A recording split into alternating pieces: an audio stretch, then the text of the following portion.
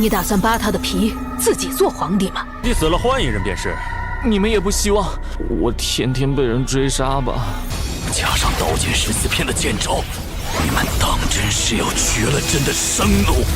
下一招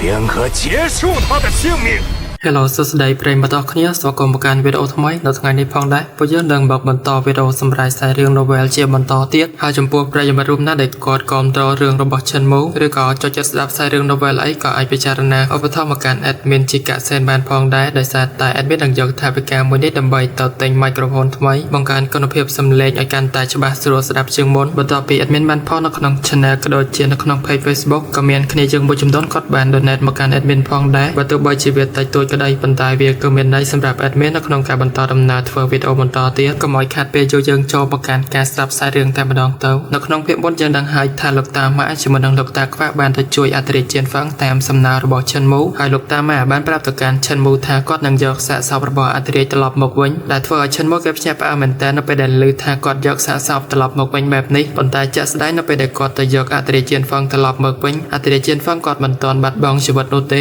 គាត់គ្រាន់តែត្រូវរបួសធ្ងន់ធ្ងរប៉ុណ្ណោះដែលគឺថាមិនមែនធ្ងន់ធ្ងរធម្មតានោះទេគឺថាត្រង់សំបីតែកំណត់ទ្រព្យឋានសួគ៌នៅក្នុងខ្លួនក៏ត្រូវបែកបាក់ផងដែរដែលកំណត់ទ្រព្យឋានសួគ៌នឹងវាប្រៀបដូចជាស្នូលធម្មពលរបស់យើងអញ្ចឹងដែលមាននៅក្នុងខ្លួនអ្នកវឹកហាត់គ្រប់គ្នាទាំងអស់អាចនិយាយបានថាគឺជាកម្រិតវឹកហាត់អញ្ចឹងណាប៉ុន្តែនៅក្នុងរឿងនេះគេហៅថាកំណត់ទ្រព្យឋានសួគ៌ដែលឈាមនឹងធម្មពលរបស់អធិរាជជាតិហ្វឹងនៅពេលនេះគឺបន្តធ្លាក់ចុះយ៉ាងខ្លាំងបើសិនជាChen Muមិនអាចព្យាបាលទាន់ពេលវេលានោះទេត្រង់គឺមិនអាចរស់លើសពី2ម៉ោងបានឡើយហើយនៅពេលនោះផងដែរChen Muគេបានប្រាប់ឲ្យសត្វនិករាជឈីលីនធ្វើដំណើរទៅកាន់ផ្ទះរបស់លោកជ័យស៊ឺវិញដើម្បីនាំអធិរាជជាតិហ្វឹងទៅព្យាបាលនៅទីនោះចំណែកឯអធិរាជជាតិហ្វឹងទ្រង់ព្យាយាមបើកភ្នែកឡើងដើម្បីសម្លឹងមើលទៅកាន់Chen Muហើយបាននិយាយទៅកាន់Chen Muថាតើលោកគឺជាមន្ត្រីនៅក្នុងរាជវាំងមែនទេហើយបានសួរទៅកាន់Chen MuទៀតថាតើChen Muនឹងគឺអាចជួយសង្គ្រោះទ្រង់បានដែរទេបន្ទាប់មក Chen Muគេបានពិនិត្យមើលរបួសរបស់អធិរាជជាតិហ្វឹងយ៉ាងល្អិតល្អន់ហើយគេបានប្រើប្រាស់ស្នៀតម្រាមដៃរបស់គេយ៉ាងលឿនចាក់ទៅលើរាងកាយរបស់ទ្រង់ហើយChen Muក៏បានប្រើប្រាស់នៅគម្ពីរបង្កើតឋានសួគ៌ដែលជាគម្ពីរប្រចាំប៉ារបស់គេដើម្បីការពារព្រលឹងវិញ្ញាណរបស់អធិរាជជាតិហ្វឹងមិនឲ្យចាក់ចេញពីរាងកាយហើយបន្ទាប់មកទៀតChen Muក៏យកទឹកមាត់របស់សត្វអ្នករាជឈីលីនដើម្បីលាបទៅលើរបួសរបស់ទ្រង់ដល់ពេលដែលរួចរាល់ការងារអស់ហើយChen Muក៏បានងាកទៅរកលោកតាម៉ាជាមួយនឹងលោកតាខ្វាក់ប៉ុន្តែChen Muមិនបានឃើញវត្តមានរបស់ពួកគាត់នោះទេបានន័យថាពួកគាត់គឺចាក់ចេញបាត់ទៅហើយដោយChen Muគេគិតថាប្រហែលជាពួកគាត់ទាំងពីរទៅបង្វែងដានពីមនុស្សនៅក្នុងពិភពគុណដែលដេញតាមសម្លាប់អធិរាជជាតិហ្វឹងអ្នករាជឈីលីនវាកំពុងតែធ្វើដំណើរត្រឡប់ទៅកាន់ផ្ទះរបស់លោកយាយស៊ឺវិញហើយChen Muជាមួយនឹងអធិរាជជាតិហ្វឹងកំពុងតែនៅលើខ្នងរបស់វាដែល Chen Muគេកំពុងតែគិតរកវិធីដើម្បីព្យាបាលអធិរាជជាតិហ្វឹងបន្ទាប់មក Chen Muគេក៏បានដកនៅថ្នាំចំនួន2គ្រាប់ចេញមកទី1គឺជាថ្នាំវិញ្ញាណព្រះពុទ្ធនិងទី2គឺជាថ្នាំបង្កើតឈាមចំពោះថ្នាំវិញ្ញាណព្រះពុទ្ធគឺជួយបំពេញធម្មពលជីវិតនៅក្នុងខ្លួនចំណែកឯថ្នាំបង្កើតឈាមគឺជួយបំពេញឈាមនិងធម្មពលនៅក្នុងខ្លួនហើយChen Muគេចង់ប្រើប្រាស់ថ្នាំបង្កើតឈាមដើម្បីព្យាបាលអធិរាជជាតិហ្វឹងប៉ុន្តែគេនៅតែមានចិត្តស្ទាក់ស្ទើរអធិរាជជាតិហ្វឹងនៅពេលនេះនៅតែអាចជួយសង្គ្រោះបានទោះបីជាឈាមនិងធម្មពលរបស់ទ្រង់ធ្លាក់ចុះយ៉ាងខ្លាំងក៏ដោយប៉ុន្តែបើសិនជាទ្រង់លេបនៅថ្នាំបង្កើតឈាមមួយនេះឈាមនិងធម្មពលរបស់ទ្រង់គឺកើនឡើងនៅក្នុងខ្លួនយ៉ាងខ្លាំងដោយសារតែកំណត់ទ្រព្យឋានសួគ៌នៅក្នុងខ្លួនរបស់ទ្រង់មានការបែកបាក់បើសិនជាធម្មពលកើនឡើងយ៉ាងខ្លាំងបែបនេះវានឹងអាចធ្វើឲ្យកំណត់ទ្រព្យឋានសួគ៌នៅក្នុងខ្លួនរបស់ទ្រង់រលាយបាត់ទៅទាំងស្រុងហើយអធិរាជជាតិហ្វឹងគឺជាជើងខ្លាំងម្នាក់ដែលមានទេពកោសល្យនិងមានធម្មពលខ្លាំងបើសិនជាកំណត់ទ្រព្យឋានសួគ៌នៅក្នុងខ្លួនរបស់ទ្រង់ផ្ទុះឡើងប្រកាសជាធ្វើឲ្យChen Muជាមួយនឹងអ្នករាជឈីលីនគឺមិនរស់នោះទេជាមួយនឹងធម្មពលដ៏ខ្លាំងបែបនេះហើយវិធីទី1ដែលChen Muគេគិតចង់ដោះស្រាយជាមួយនឹងរឿងមួយនេះគឺប្រើប្រាស់មជ្ឈលប្រាក់ដើម្បីចាក់ទៅលើរាងកាយរបស់អធិរាជជាតិហ្វឹងដើម្បីបញ្ចេញធម្មពលកំណត់ទ្រព្យឋានសួគ៌ចេញពីក្នុងរាងកាយរបស់ទ្រង់ប៉ុន្តែធ្វើបែបនេះក៏មិនកើតនោះដែរដោយសារតែធម្មពលរបស់ទ្រង់គឺខ្លាំងពេករីឯវិធីទី2វិញChen Muគេចង់ចាក់សោធម្មពលកំណត់ទ្រព្យឋានសួគ៌របស់ព្រះចៅអធិរាជជាតិហ្វឹងទុកនៅក្នុងខ្លួនរបស់ទ្រង់តែម្ដងវិធីមួយនេះគឺល្អប៉ុន្តែបញ្ហានោះគឺធម្មពលរបស់Chen Muគឺមិនខ្លាំងគ្រប់គ្រាន់នោះទេគឺមិនអាចចាក់សោធម្មពលរបស់អធិរាជជាតិហ្វឹងបានឡើយចំណែកឯវិធីទី3នោះគឺប្រើប្រាស់ថ្នាំវេទមន្តឬក៏ជាថ្នាំពុលដើម្បីរំលាយធម្មពលកំណត់ទ្រព្យឋានសួគ៌របស់អធិរាជជាតិហ្វឹងតែម្ដងប៉ុន្តែបញ្ហានោះគឺថ្នាំវេទមន្តប្រភេទនេះគឺត្រូវបានចម្រាញ់ពីឱសថដែលមានជាតិពុលខ្លាំងដូច្នេះហើយបើសិនជាគេប្រើប្រាស់មិនប្រយ័ត្ននោះទេវាអាចធ្វើឲ្យរាងកាយរបស់អធិរាជជាតិហ្វឹងរលាយបានកាត់ចុះកាត់ឡើងមួយសន្ទុះChen Muគេមានតែប្រើប្រាស់វិធីទី2គឺជាវិធីដែលល្អបំផុតបើទោះបីជាChen Muពេលនេះគេមិនទាន់មានសមត្ថភាពអាច ចាក់សោធម្មពលកំណត់រាប់ឋានសួគ៌របស់អតិថិជនហ្វឹងក៏ដោយប៉ុន្តែលោកយាយស៊ឺគាត់គឺអាចធ្វើបានហើយបើទោះបីជាឈិនមកគេអាចជួយសង្គ្រោះអតិថិជនហ្វឹងបានក៏ដោយក៏អតិថិជនហ្វឹងបានត្រឹមតែរស់នៅជាមនុស្សធម្មតាអត់ប្រយោជន៍ម្នាក់ប៉ុណ្ណោះដោយសារតែទ្រង់គឺមិនអាចប្រើប្រាស់ធម្មពលបានឡើយដែលធ្វើឲ្យឈិនមកគេមានការសោកស្ដាយមែនទែនដោយសារតែប្រជាអតិថិជនហ្វឹងបើសិនជាទ្រង់មិនមានរបួសនោះទេទ្រង់គឺអាចរស់នៅបាន2 ទៅ 300 ឆ្នាំឯណោះប៉ុន្តែបន្ទាប់ពីទ្រង់ទទួលរងរបួសដ៏ធ្ងន់ធ្ងរបែបនេះទ្រង់ក៏បានខ្លាចមកត្រឹមតែជាមនុស្សសាមញ្ញវិញហើយអាចរស់បានត្រឹមតែប៉ុន្មានឆ្នាំប៉ុណ្ណោះគឺដូចជាមនុស្សធម្មតាអញ្ចឹងពីព្រះមហាក្សត្រដ៏ខ្លាំងពូកែម្នាក់ប្រែមកជាមនុស្សធម្មតាសម្បីតែប្រជាអតិថិជនហ្វឹងក៏មិនអាចទទួលយកនៅការប៉ះទង្គិចផ្លូវចិត្តមួយនេះបានដែរបន្ទាប់ពីអតិថិជនហ្វឹងភ្ញាក់ដឹងខ្លួនត្រឡប់មកវិញមិនដឹងថាគាត់ខកចិត្តប៉ុណ្ណានោះទេមិនយូរប៉ុន្មាននាងរាជឈីលីនក៏បានធ្វើដំណើរមកដល់ផ្ទះរបស់លោកយាយស៊ឺវិញនៅពេលដែលដឹងថាឈិនមូគេមកដល់លោកយាយស៊ឺក៏បានចេញមកក្រៅដើម្បីទទួលគេប៉ុន្តែនៅពេលដែលគាត់បានឃើញឈិនមូម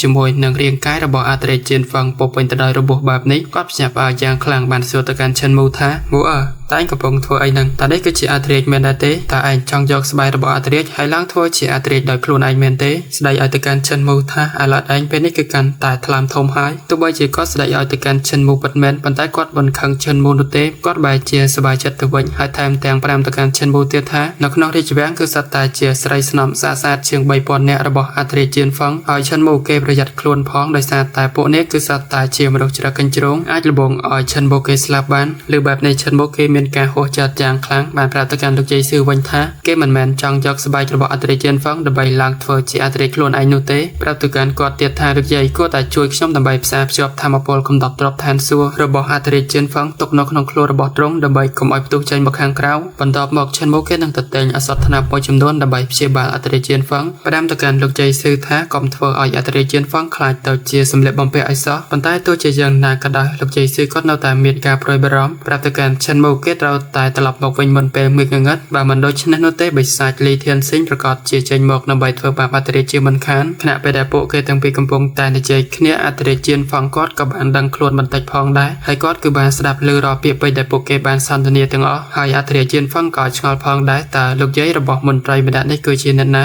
ហើយម្យ៉ាងទៀតលីធានសិងក្រែងគេស្លាប់បាត់ហើយតាមមែនទេហើយអ្វីបានជាមានគេនៅទីនេះទៀតបន្ទាប់មកទ្រង់ក៏បានស្លាប់ទៅវិញដោយសារតែទ្រង់ត្រូវរបួសធ្ងន់ខ្លាំងពេកចំណែកឯឈិនមូវិញបន្ទាប់មកគេក៏បានរត់ចេញពីទីនេះទៅយ៉ាងលឿនដើម្បីទៅទិញអសត់ថ្នាំដើម្បីផ្សំថ្នាំបំពេញឈាមនិងធម្មពលនៅក្នុងរាងកាយអតិថិជនហ្វឹងដែលឈិនមូគេទៅប្រមូលទិញនៅហាងតូចៗដែលស្ថិតនៅក្នុងទីក្រុងនៅជិតនេះបំផុតបន្ទាប់ពីគេបានប្រមូលថ្នាំសពគ្រប់ហើយគេក៏បានត្រឡប់មកកាន់ផ្ទះវិញភ្លាមបន្ទាប់ពីឈិនមូគេបានត្រឡប់មកដល់ផ្ទះវិញមេឃគឺមិនទាន់ងងឹតនៅឡើយទេហើយនេះហើយឈិនមូគេក៏ធូរស្រាលផងដែរគេបានដកដង្ហើមធំហើយក៏បានទៅពិនិត្យមើលរបួសរបស់អតិថិជនហ្វឹងម្ដងទៀតដោយពេលហ្នឹងឈិនមូគេបានដឹងថាលោកយាយស៊ឺបានផ្សារភ្ជាប់ធម្មពលកំដត់ទ្រព្យឋានសួគ៌របស់អតិថិជនហ្វឹងទុកនៅក្នុងរាងកាយរបស់ទ្រង់រួចហើយបន្ទាប់មកលោកយាយស៊ឺបាននិយាយប្រាប់ទៅកាន់ឈិនមូថានៅពេលដែលឈិនមូគេដកបច្ចេកទេសការបង្កើតបិសាចឋានសួគ៌ចេញពីរាងកាយរបស់ទ្រង់នៅពេលនោះព្រលឹងវិញ្ញាណរបស់ទ្រង់ប្រកាសជាចាក់ចេញពីក្នុងខ្លួនហើយទ្រង់ប្រកាសជាត្រូវបានស្លាប់ឈិនមូគេបានឆ្លើយតបដោយមើងម៉ាត់វិញថាគាត់ប្រកាសជាមិនស្លាប់នោះទេឈិនមូគេមានវិធីដើម្បីធ្វើឲ្យវិញ្ញាណរបស់អតិថិជនហ្វឹងស្ថិតនៅក្នុងឋានមនុស្សនេះបានដរាបណាឲ្យតែរាងកាយរបស់អតិថិជនហ្វឹងនៅតែមានដង្ហើមឈិនមូគេនៅតែអាចជួយសង្គ្រោះគាត់បានលើបែបនេះលោកយាយស៊ឺគាត់មានតែងក់ក្បាលប៉ុណ្ណោះហើយនិយាយថាគាត់នឹងទៅរៀបចំអាហារពេលល្ងាចប្រាប់ឲ្យឈិនមូគេគួរតែប្រុងប្រយ័ត្ននៅពេលបន្តិចទៀតនេះដោយសារតែដល់ពេលដែលបិសាចលីធានសិងគេចេញមកហើយនៅពេលដែលលើបែបនេះឈិនមូគេក៏ចាប់ផ្ដើមភ័យផងដែរប៉ុន្តែគេនៅតែបន្តព្យាបាលអតិថិជនហ្វឹងដោយប្រើប្រាស់ថ្នាំបង្កើតឈាមនិងថ្នាំវិញ្ញាណព្រះពុទ្ធហើយឈិនមូថែមទាំងប្រើប្រាស់មជ្ឈុលប្រាក់ដើម្បីចាក់ទៅលើរាងកាយរបស់ទ្រង់ផងដែរបន្ទាប់មកលោកយាយស៊ឺក៏បានរៀបចំអាហារពេលល្ងាចរួចរាល់គាត់បានហៅឈិនមូឲ្យមកញ៉ាំជាមួយគ្នាបន្ទាប់ពីអ្នកទាំងពីរបានញ៉ាំអាហារពេលល្ងាចជាមួយគ្នារួចរាល់ហើយឈិនមូគេនៅតែមកបន្តព្យាបាលអតិថិជនហ្វឹងដដែលហើយចំណែកលោកយាយស៊ឺគាត់ក៏ចូលទៅក្នុងបន្ទប់របស់គាត់វិញមួយសន្ទុះក្រោយមកឈិនមូក៏បានឮសំឡេងរបស់លោកយាយស៊ឺសើចចេញពីក្នុងបន្ទប់វិញតែលោកយាយស៊ឺបានសួរមកកាន់ឈិនមូថាមូតើសុខភាពរបស់ប្រជាអធិរាជយ៉ាងម៉េចទៅហើយឈិនមូនៅពេលដែលបានឮសំឡេងមួយនេះគេក៏ចាប់ផ្ដើមភ័យផងដែរដោយសារតែនេះគឺជាលេខធានសិញដែលគ្រប់គ្រងរាងកាយរបស់លោកយាយស៊ឺប៉ុន្តែឈិនមូគេក៏មិនបានចាក់ចេញទៅណានោះដែរគេនៅតែបន្តអង្គុយព្យាបាលអធិរាជហ្វឹងដដែលហើយបាននិយាយទៅវិញថាលោកម្ចាស់លីលោកក៏ជាមេបកបិសាចឋានសួគ៌របស់យើងដែរហេតុអីបានជាលោកធ្វើបែបនេះបន្ទាប់ពីបានឮសំដីរបស់ឈិនមូសំឡេងមួយនោះក៏បានប្រែទៅជាសំឡេងមនុស្សចាស់ភ្លាមហើយគេបានសើចចំបោះយ៉ាងខ្លាំងដែលនិយាយថា ថាយើងគឺបានស្លាប់ទៅហើយដូច្នេះយើងគឺលែងជាផ្នែកមួយនៃបបិសាចឋានសួគ៌ទៀតហើយកន្លែងនេះ admin ក៏សូមបញ្ជាក់ផងដែរថា admin ដូចជាដឹងអត់ច្បាស់នោះទេអំពីបករបស់ចិនមូដោយសារតែពេលខ្លះគេនិយាយថាបបិសាចឋានសួគ៌ហើយនៅពេលខ្លះទៀតគេនិយាយថាជាលទ្ធិឋានសួគ៌បរិសុទ្ធចូលមកកាន់ស្ដេចរឿងរបស់យើងវិញនៅពេលនោះបិសាចលីធានសិញបាននិយាយទៅកាន់ចិនមូទៀតថាគម្ពីរការបង្កើតអរិយឋានសួគ៌បានប្រគល់ទៅឲ្យចិនមូរួចហើយដូច្នេះហើយចិនមូគេមិនគួរមកពាក់ព័ន្ធជាមួយនឹងរឿងអ្វីដែលគេចង់ធ្វើនោះទេគេបានប្រាប់ទៅកាន់ចិនមូឲ្យប្រគល់អធិរាជឲ្យគេភ្លាមមកហើយគេនឹងឡើងធ្វើទៅជាអធិរាជដោយខ្លួនឯងប៉ុន្តែយ៉ាងណាចិនមូគេនៅតែមិននិយាយតបតជាមួយនឹងបិសាចលីធានសិញដោយសារតែឃើញចិនមូគេមិននិយាយតបតជាមួយនឹងខ្លួនបែបនេះរំពេចនោះទ្វារក៏ត្រូវបានបើកចេញមកយ៉ាងខ្លាំងរាងកាយរបស់លោកយេស៊ូបាស្ទូចូលមករកចិនមូដោយសម្លេងសើចនិយាយថាបើសិនជាឯងមិនព្រមប្រគល់អធិរាជឲ្យយើងនោះទេយើងនឹងទៅយករាងកាយអធិរាជដោយខ្លួនឯងហើយនៅពេលដែលបិសាចលីធានសិញសម្លឹងទៅកាន់អធិរាជគេភ្ញាក់ផ្អើលយ៉ាងខ្លាំងដោយសារតែចិនមូគេបានដាំរាងកាយអធិរាជចូលទៅក្នុងដីដូចជាដើមឈើអញ្ចឹងកន្លែងហ្នឹងបើសិនជាសាច់រឿងគេចេញមកមិនដឹងថាគួរចង់សាច់ប៉ុណ្ណានោះទេដោយសារតែចិនមូគេយករាងកាយរបស់អធិរាជដាំចូលទៅក្នុងដីដូចជាដើមឈើបន្ទាប់មកចិនមូគេក៏បានដើរជុំវិញរាងកាយរបស់អធិរាជជៀនហ្វឹងដោយគេបានប្រើប្រាស់បាតដៃរបស់គេវាយទៅលើរាងកាយរបស់អធិរាជជៀនហ្វឹងម្ដង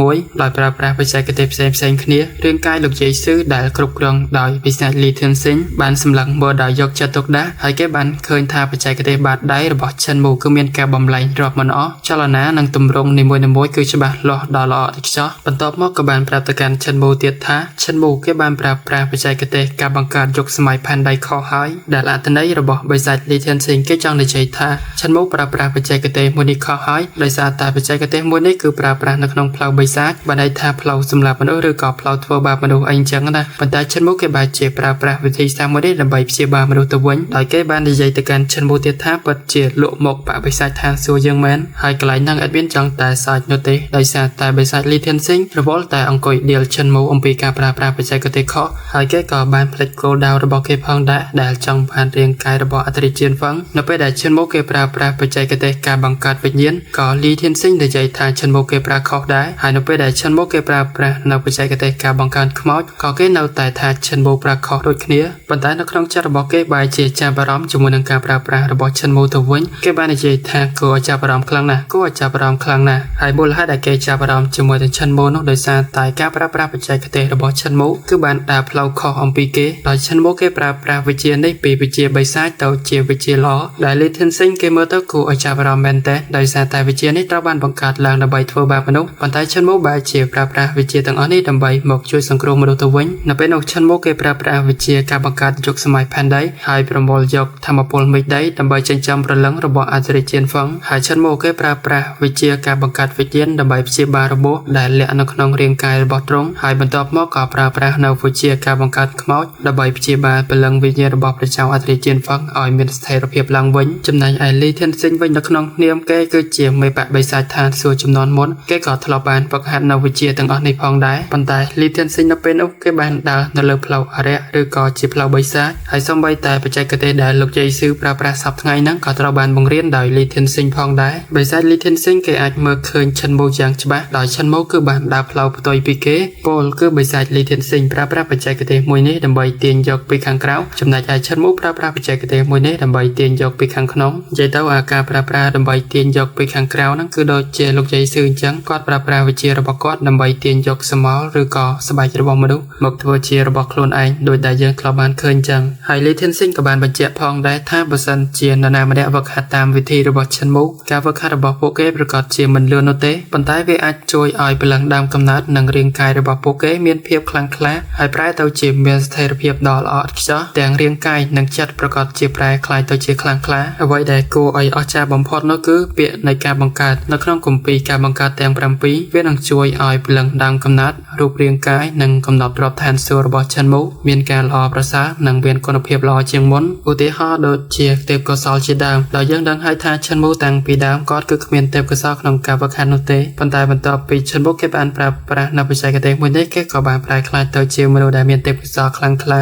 រាល់ការធ្វើចលនារបស់ឈិនមូដោយសារលីធានសិងគេបានចាប់អារម្មណ៍យ៉ាងខ្លាំងទោះបីជាគេមានបំណងចង់សម្លាប់អត្រាជាតិហ្វឹងក៏ដោយដើម្បីយកស្បែកគាត់ប្រែក្លាយទៅជាអត្រាដោយខ្លួនឯងប៉ុន្តែគេនៅតែចង់ឃើញការបំផ្លាញរបស់ឈិនមូចេញពីបច្ចេកទេសនៃការបង្កើតរវល់ទៅចាប់អារម្មណ៍ជំរឿងឈិនមូនៅពេលនោះយើងក៏បានលើសំឡេងបរងាវហើយពន្លឺព្រះអាទិត្យក៏បានស្រាយភាយចូលមកតាមបង្អួចដោយបិសាចលីធានសិងបាននិយាយទាំងដកដង្ហើមធំឈិនមូនៅពេលនេះគេបានរួចផុតពីសេចក្តីស្លាប់មួយយប់ទោះជាយ៉ាងណាក៏ដោយគេនឹងមកសម្លាប់ឈិនមូវិញនៅថ្ងៃស្អែកបន្ទាប់មករាងកាយរបស់លោកជ័យស៊ឺក៏បានភ្ញាក់ឡើងមកវិញដោយលោកជ័យស៊ឺនៅពេលនោះគាត់ប្រញាប់សួរទៅកាន់ឈិនមូតើគេមានការអ្វីដែរទេតើបិសាចចាស់ម្នាក់នោះមានបានធ្វើបាបឯងដែរទេ你们当真是要绝了朕的生路